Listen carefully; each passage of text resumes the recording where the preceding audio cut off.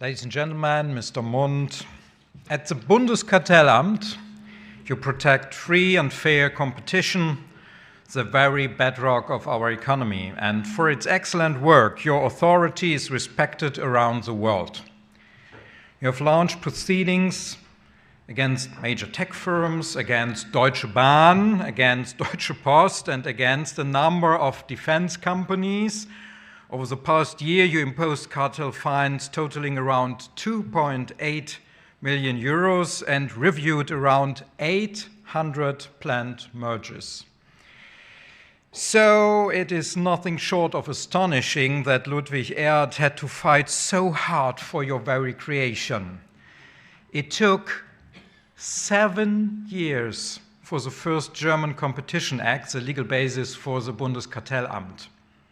Karl Hoffmann, at the time the rapporteur for the FDP group on the competent committee, said after the vote in the Bundestag that, that's a quote, 7 years war had been fought over the act. The fault lines were clear. Industry was not happy with the new regulations. Many of Erhard's CDU colleagues although thought the proposed legislation went too far. For the Social Democrats, it did not go far enough. And the Free Democratic Party, my party, was close to Erhard. Erhard fought for a total ban on cartels. He did not believe that regulation on abusive practices were enough. He argued that the issue was not how cartels operated, it was their very existence. Following a broad political debate, the Liberal Conservative government reached a compromise in 1957. This was the first step towards a statutory framework on safeguard competition. The idea that the state should establish parameters to secure competition and guarantee individual freedom in the marketplace entirely fitted with the tenets of ordoliberalism. That is, why ordoliberal thinkers such as Alexander Rustow, Walter Eucken, and Wilhelm Röpke advocated setting legal ground rules. The opposite of such an approach is state dirigisme. Dirigisme is no substitute for the power of fair competition to drive innovation. In fact, it is a direct threat to innovating potential. That understanding is incidentally behind our calls for technology neutrality.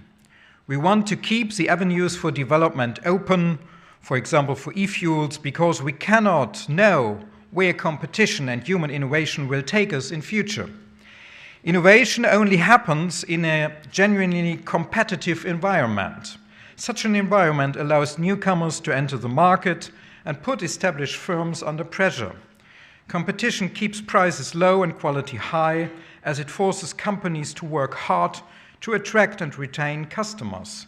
Free and fair competition protects weaker market participants by preventing the abuse of market dominance. The state enables and facilitates competition, but it does not and must not enforce the own idea of exactly what competition should look like. The state is a guarantor, not a player, in our competitive environment. Since the first Competition Act entered into force, competition law in Germany has undergone a continuous process of modernization and development. The Act, in effect since November last year, is the 11th iteration of the legislation. The most recent reform was not at the center of a 7 years war, even if the Minister of Economic Affairs, Robert Habeck, and myself had a number of areas to debate and discuss over the course of the legislative process. But with the new competition tool, the Bundeskartellamt can now engage in targeted intervention in cases in which competition is not working, but cartel or abusive practices proceedings cannot be launched because the applicable thresholds have not been reached. The new approach is modeled on the UK market investigation regime. Alongside the ban on cartels, powers to address abusive practices and merger control Germany thus now has another tool for protecting free and fair competition, and, for the first time, one that can be employed even in the absence of specific market abuse. The Bundeskartellamt can use the new competition tool whenever it identifies a significant and ongoing disruption to competition.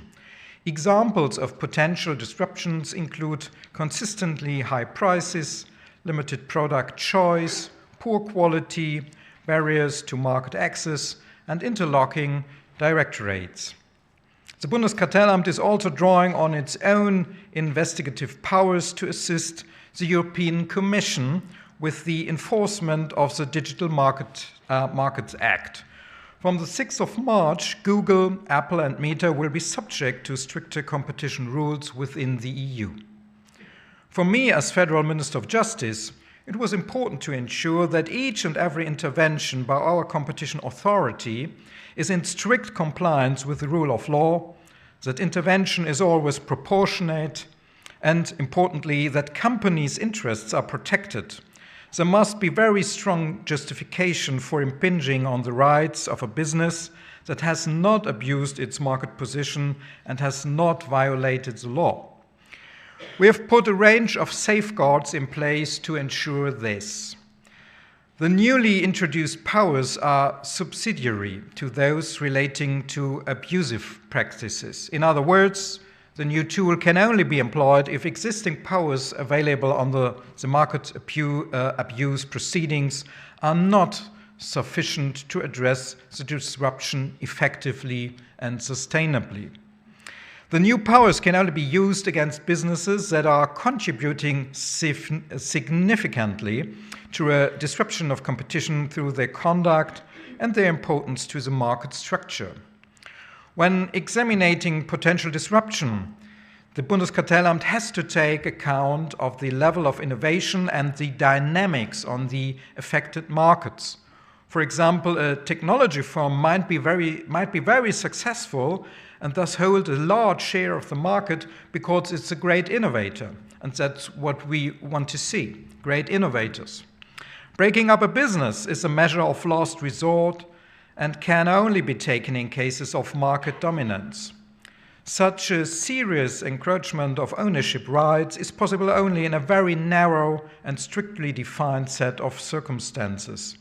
The process follows the rule on expropriation set out in Article 14 of the German Basic Law.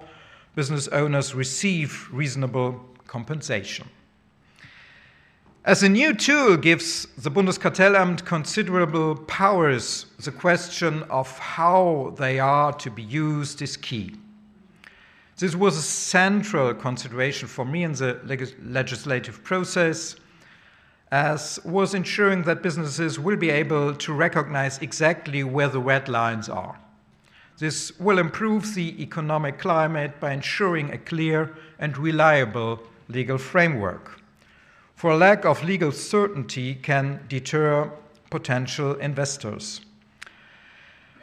As can another major hurdle, excessive bureaucracy. Many companies report that because of bureaucracy, they plan to stop investing in Germany. Businesses are suffering from genuine bureaucracy burnout. That's my term I coined here in Germany, bureaucracy burnout. They are losing their bearings in the maze of red tape. How can we respond to this problem? By systematically cutting all regulations that do not serve a justifiable purpose. And that is precisely what my ministry is working hard to achieve. In close consultation with other ministries, for example, with my friends in the Ministry of Economic Affairs. These efforts are part of the package of bureaucracy reduction measures agreed by our government in 2023, which are set to save the business sector 3 billion euros every year and reduce the bureaucracy costs index to an all-time low.